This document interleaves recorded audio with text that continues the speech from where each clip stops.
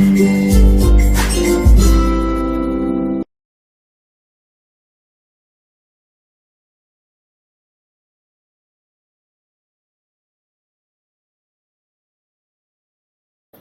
Students, this is doctor Vikas Goyal और हमारा chapter चल रहा है डिफरेंशियल इक्वेशंस। डिफरेंशियल इक्वेशंस में अब तक हम पढ़ चुके हैं एग्जैक्ट डिफरेंशियल इक्वेशन, किसी डिफरेंशियल इक्वेशन को एग्जैक्ट कैसे चेक करते हैं और उसको सोल्व कैसे करते हैं। उसके बाद इसका सेकंड वेरिएंट हमने पढ़ा था नॉन एग्जैक्ट डिफरेंशियल इक्वेशन। तो नॉन एग्जैक्ट डिफरेंशियल इक्वेशन को सोल्व करने के मैंने 6 रूल्स आपको बताए थे। होपफुली वो अब तक आपको क्लियर हो चुके होंगे और हमने एनफ क्वेश्चन भी उन पे सोल्व किए हैं। उसके बाद हमने नेक्स्ट टॉपिक पढ़ा था linear differential equation with constant coefficients. वो इस टाइप का था, डिफरेंशियल इक्वेशन थी और जो कोएफिशिएंट्स थे, जो भी डेरिवेटिव्स के कोएफिशिएंट्स थे, वो सारे के सारे क्या थे? कांस्टेंट थे। तो ये टॉपिक हमने पढ़ा था। इसमें हमने सीएफ और पीआई निकालना सीखा था। तो सीएफ का एक यूनिवर्सल सा तरीका है, सबसे पहले उसको सिंबॉलिक फॉर्म में बदला था हमने differential equation, given differential equation को। उसके बाद वहां से एफडी निकाला था, फिर हमने एक्सिलरी इक्वेशन बनाई थी, वहां से वैल्यूज ऑफ एम निकली थी और उसके बाद हमने उसके लिए सीएफ लिखा था। होपफुली सीएफ कॉम्प्लीमेंट्री फंक्शन लिखना किसी के लिए आप बहुत मुश्किल नहीं होगा। उसके बाद हमने पढ़ा था pi, that is particular integral. Particular integral हमने पढ़ा था almost each and every type of right hand side के साथ, चाहे राइट में 0 हो, चाहे कांस्टेंट हो, चाहे एक्सपोनेंशियल हो, चाहे ट्रिग्नोमेट्रिक साइन और कोस हो, चाहे x स्क्वायर x क्यूब हो। फिर हमने पढ़ा था x और e इकट्ठे आ गए, x और साइन इकट्ठे आ गए, फिर आपके x, e और साइन तीनों इकट्ठे आए और लास्ट में हमने एक पढ़ा था स्पेशल फंक्शंस। होपफुली हर तरह की राइट हैंड साइड के लिए अब आपको पीआई निकालना आता होगा। अगर आपको वो लेक्चर अच्छी तरह नहीं आते तो प्लीज ये टॉपिक स्टार्ट करने से पहले उन लेक्चर्स को अच्छी तरह देख लीजिए। The lectures are linear differential equations with constant, linear differential equations with constant coefficients. तो जहां सारे कोएफिशिएंट्स उसमें कांस्टेंट थे, तो वो अच्छी तरह कर लीजिएगा, सिंप्लीफाई कर लीजिएगा, प्रैक्टिस कर लीजिएगा।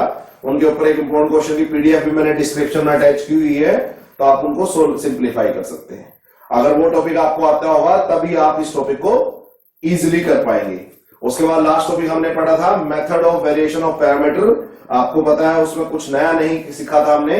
सीएफ सेम ट्रेडिशनल तरीके से निकाला था और पीआई के लिए हमारे पास एक नया मेथड आया था, दैट इज यूजिंग व्रोंस्कियन कोएफिशिएंट। तो हम पे हम एनफ लेक्चर अपलोड कर चुके हैं। होपफुली अब कोई डाउट नहीं बचा होगा।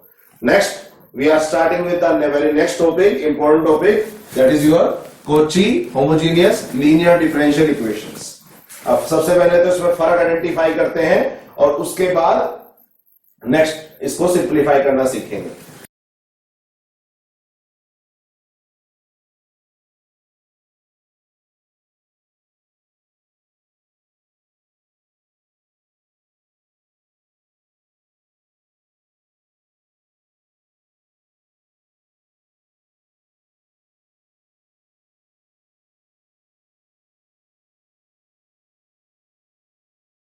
अब तक जितने भी क्वेश्चन, ये जितने भी डिफरेंशियल इक्वेशन हमने सीखी, लीनियर डिफरेंशियल इक्वेशन जितने भी करी, उनमें जो कोएफिशिएंट्स थे, यहाँ कोएफिशिएंट 1 है, कुछ नहीं है तो 1 है। यहाँ कोएफिशिएंट कितना है? इसका डेरिवेटिव का 3 और यहाँ y का कोएफिशिएंट कितना है? 2। तो जो भी कोएफिशिएंट है आपके वो सारे कांस्टेंट थे। यहाँ एड ऑन क्या आ जाएगा? यहाँ आपके साथ पास क्या होगा? पहले एक सिंपल फॉर्म कर लेते हैं, फिर स्टैंडर्ड फॉर्म पढ़ेंगे। यहां एक्स्ट्रा क्या है बच्चे? जितने डेरिवेटिव है, यहां डबल डेरिवेटिव है, यहां सिंगल डेरिवेटिव है, यहां कोई डेरिवेटिव नहीं, जितने डेरिवेटिव है साथ में उतने एक्स भी आपके पास लगे होंगे। तो दैट इज द डिफरेंस। मतलब यहां डबल डेरिवेटिव है तो एक्स स्क्वायर आपके साथ कोएफिशिएंट में होगा, यहां सिंगल डेरिवेटिव है तो एक्स की पावर 1 आपके साथ कोएफिशिएंट में होगा, यहां कोई डेरिवेटिव नहीं तो साथ में एक्स नहीं होगा। Right hand side is the function of x, उसमें कोई चेंज नहीं है। तो that is the difference between previous topics, जितने हम 20 लेक्चर इस पर अपलोड कर चुके हैं, और ये this one new topic, that is Cauchy homogeneous linear differential equation. Extra क्या आया? बस अब कोएफिशिएंट्स में, डेरिवेटिव्स के कोएफिशिएंट में जितने डेरिवेटिव है उतनी एक्स की पावर भी साथ में आएगी। तो यहां डबल डेरिवेटिव है तो एक्स स्क्वायर, सिंगल डेरिवेटिव है तो एक्स। अब इसको स्टैंडर्ड फॉर्म को समझ लेते हैं। स्टैंडर्ड फॉर्म में क्या होगा बच्चे, nth डेरिवेटिव तो साथ में x की power n, n minus 1th derivative तो साथ में x की power n minus 1, n minus 2th derivative तो साथ में x की पावर n माइनस 2, और सिंगल डेरिवेटिव तो साथ में x की पावर 1। यहां कोई डेरिवेटिव नहीं है तो x की पावर नहीं आई, और राइट हैंड साइड क्या होगी, सिंपल फंक्शन ऑफ x। तो एड ऑन अब क्या आ गया, अब आपके कोएफिशिएंट्स में कांस्टेंट तो है a1 a2 a3 या 3 4 कोएफिशिएंट तो कांस्टेंट तो है कोएफिशिएंट में, साथ साथ कोएफिशिएंट में वेरिएबल भी आ गई। कौन सा वेरिएबल आ गया, इंडिपेंडेंट वेरिएबल, ठीक है। तो जितने डेरिवेटिव है साथ में अगर उतने x भी आते रहे मल्टीप्लाई में, तो उस फॉर्म को बोलते हैं Cauchy homogeneous linear differential equation. इसके बहुत सारे नाम हैं, हम वन बाय वन उनको डिस्कस करेंगे। पहले तो डिफरेंस आइडेंटिफाई कीजिए। क्लियर हो गए सबको? दोबारा बता देता हूं लास्ट बार एक बार, अब तक जितने भी क्वेश्चन किए उनमें डेरिवेटिव्स के जो कोफिशिएंट्स थे, डेरिवेटिव्स के जो साथ लगे हुए थे, मैं यहां रब कर देता हूं अगर कंफ्यूजन है तो, डेरिवेटिव्स के साथ में जो भी कोफिशिएंट्स थे वो सारे कांस्टेंट थे। बट अगर आप ध्यान से देखें कॉची फॉर्म को, तो कांस्टेंट तो डेरिवेटिव्स के साथ कांस्टेंट तो है कोफिशिएंट में, साथ साथ वेरिएबल भी है, तो इसलिए इसको बोलते हैं वेरिएबल कोफिशिएंट्स। क्लियर? अब ये अगर आप ध्यान से देखेंगे तो उसमें हाईएस्ट ऑर्डर डेरिवेटिव कितना है, इस डिफरेंशियल इक्वेशन में हाईएस्ट ऑर्डर डेरिवेटिव कितना है, nth ऑर्डर। तो ये है nth order Cauchy homogeneous linear differential equation, ठीक है। ये पर्टिकुलर क्वेश्चन आ चुका है CSVTU में 2015 और 16 में, Himachal Pradesh university technical university में हिमाचल प्रदेश में 2016 में, और पंजाबी यूनिवर्सिटी पटियाला में 2016 में। क्लियर? तो अब साथ साथ क्या होगा, वेरिएबल कोएफिशिएंट्स भी आएंगे, ठीक है। अब इसके डिफरेंट नेम जितने भी यूज होते हैं अक्रॉस वेरियस यूनिवर्सिटीज, सबको देख लेते हैं। ध्यान से देख लीजिएगा, किसी भी नाम से पेपर में आ सकता है या आपके सिलेबस में प्रेजेंट हो सकता है, तो घबराने की जरूरत नहीं है, भी पता नहीं है नया क्या आ गया, ठीक है। एक इंपॉर्टेंट बात, उससे स्टार्ट करने से पहले आप बता देता हूं, इसमें आपका हाईएस्ट ऑर्डर डेरिवेटिव जो है वो आपका nth डेरिवेटिव है, तो इसलिए इसको nth order Cauchy homogeneous linear differential equation बोल रहे हैं। इसमें हाईएस्ट डेरिवेटिव कितना है आपका, इस डिफरेंशियल इक्वेशन में हाईएस्ट डेरिवेटिव कितना है आपका, दैट इज सेकंड डेरिवेटिव, तो इसको बोलेंगे second order Cauchy homogeneous linear differential equation. तो कई बुक्स में या कई सिलेबस में लिखा हुआ है सेकंड ऑर्डर कॉची फॉर्म आपने करनी है, तो ठीक है। तो सेकंड ऑर्डर का मतलब मैक्सिमम 2 डेरिवेटिव, nth ऑर्डर का मतलब maximum n derivative, third order का मतलब मैक्सिमम थर्ड डेरिवेटिव। क्लियर हुआ?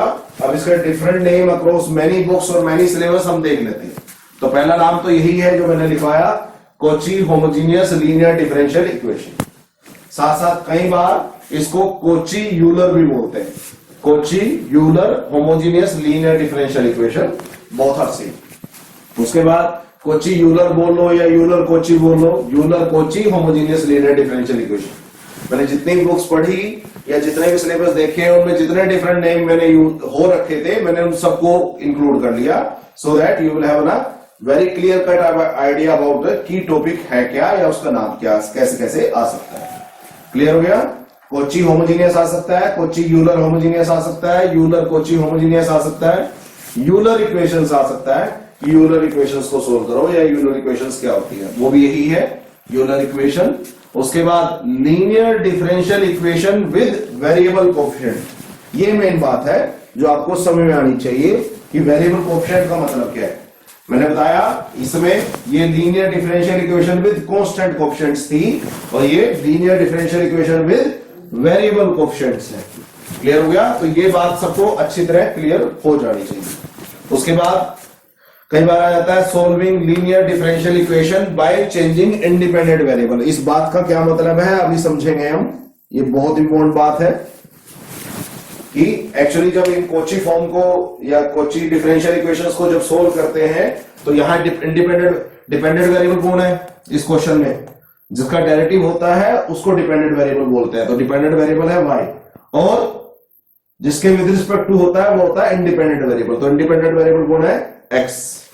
तो अगर जब हम इसको सोल्व करेंगे तो हमारे पास एक ट्रिक है बच्चे इसकी सोल्व करने की, put x equal to e की पावर t। तो अगर आप ध्यान से देखें तो जो पहले इंडिपेंडेंट वेरिएबल x था, अब वो किस में चेंज हो गया, t में। तो after changing dependent variable same रहा, डिपेंडेंट वेरिएबल पहले y था बाद में भी y है, बस इंडिपेंडेंट वेरिएबल को आप पहले x था अब क्या हो जाएगा t। तो इसलिए इसको बोलते हैं solving linear differential equation by changing independent variable. तो इंडिपेंडेंट वेरिएबल आपने क्या कर दिया, x से t कर दिया। वो कई बुक्स में t लेते हैं, x इज इक्वल टू की पावर t लेते हैं, कई बुक्स में x इज इक्वल टू की पावर z लेते हैं। डजंट मैटर कि आपने वेरिएबल का नया वेरिएबल का नाम क्या लिया, बस अल्टीमेटली जो भी आपका इंडिपेंडेंट वेरिएबल है that is x in this case, उसको आपने चेंज करना है। क्लियर हो गया? तो वेरिएबल कोएफिशिएंट का मतलब आपको समझ आ जाना चाहिए कि जो डेरिवेटिव्स के कोएफिशिएंट है वो उसमें इंडिपेंडेंट वेरिएबल भी आपको मिलेगा।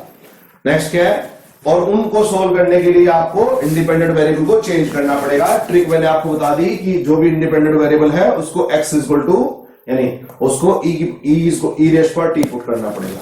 क्लियर हो गया?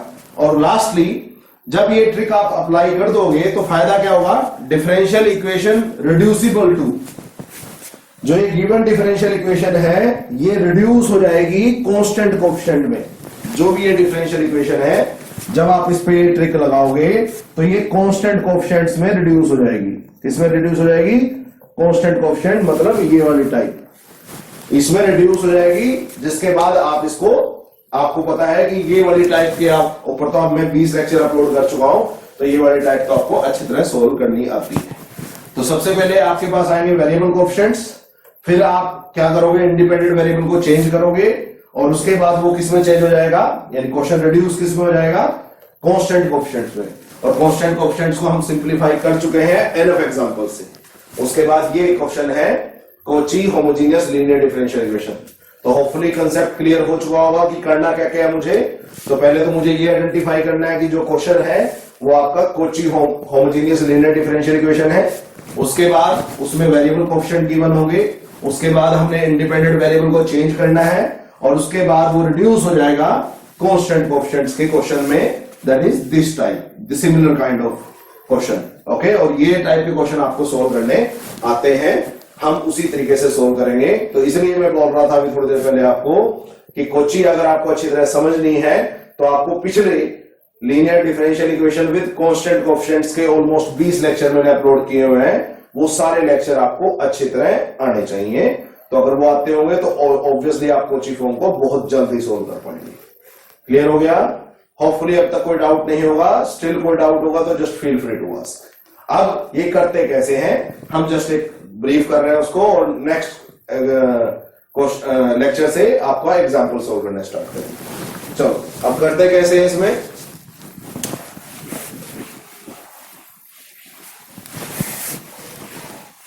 तो 7 तरह के नाम मैंने बता दिए, आपके किसी भी नाम से क्वेश्चन पेपर में क्वेश्चन आ सकता है या सिलेबस में क्वेश्चन, यानी सिलेबस में मेंशन हो सकता है।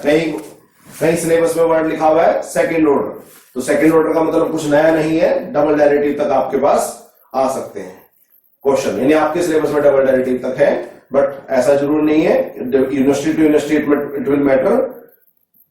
तुम्हारे सिलेबस में सेकंड ऑर्डर हो सकती है, किसी दूसरे के सिलेबस में nth ऑर्डर भी हो सकती है। चलो अब करते हैं कैसे इन क्वेश्चन को सोल्व। मैंने बताया पहले वेरिएबल कोएफिशिएंट आइडेंटिफाई कर लिए, हो गए जी। उसके बाद आपने ये पुट करना है, करते हैं इसको। अब देखते हैं x और t में क्या रिलेशन है।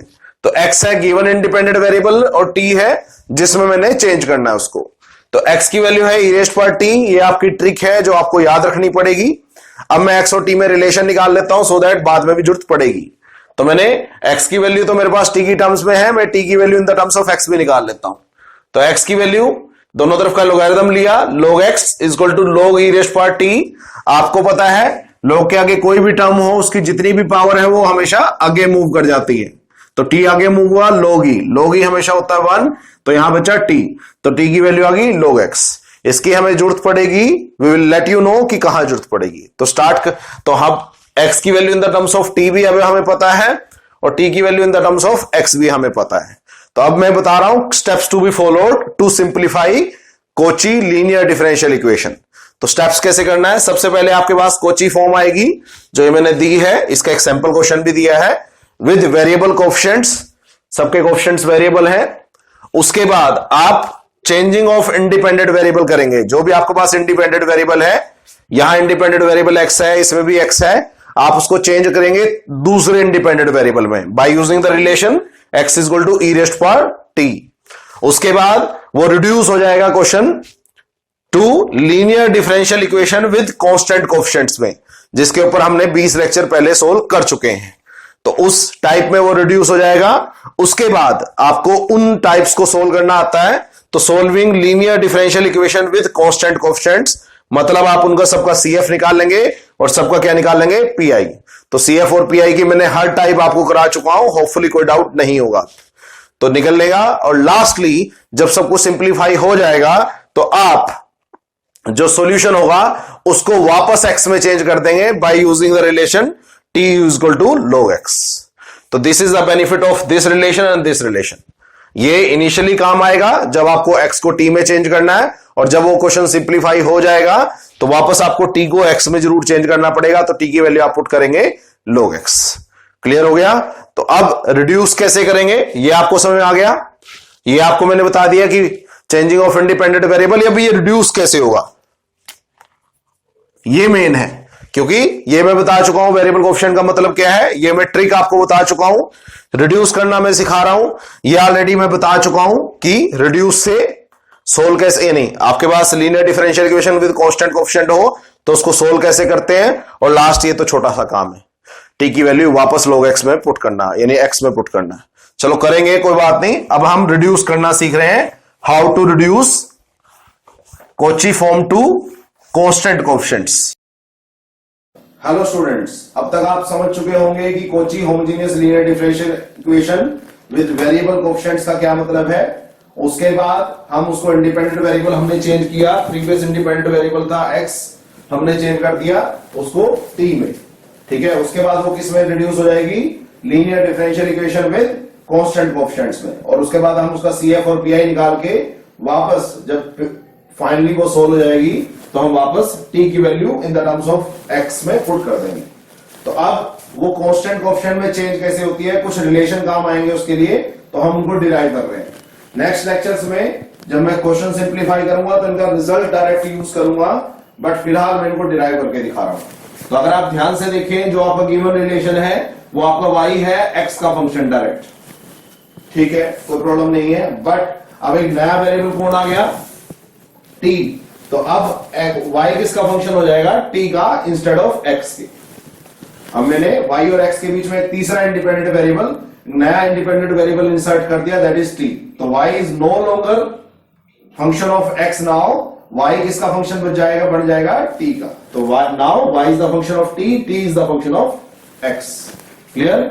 अब मेरे पास जो क्वेश्चन में गिवन होगा, मेरे पास क्वेश्चन में single derivative, double derivative, triple derivative given होंगे, तो मैं उनको रिड्यूस कैसे करूंगा इन द टर्म्स ऑफ t, क्योंकि मेरे पास क्वेश्चन में तो y और x गिवन है, तो d/dx अगर गिवन होगा तो d/dx का सिंप्लीफाई कर रहा हूं मैं कि t की टर्म्स में इसकी वैल्यू क्या होगी वो हम निकाल रहे हैं। ध्यान से देखिए, तो y किसका फंक्शन है, x का, तो y से कहां जाना है, x पे, तो y से x पे जाने का रास्ता बताइए, y से t और t से x, तो y से t एंड t से x हम ये कर चुके हैं चेन रूल।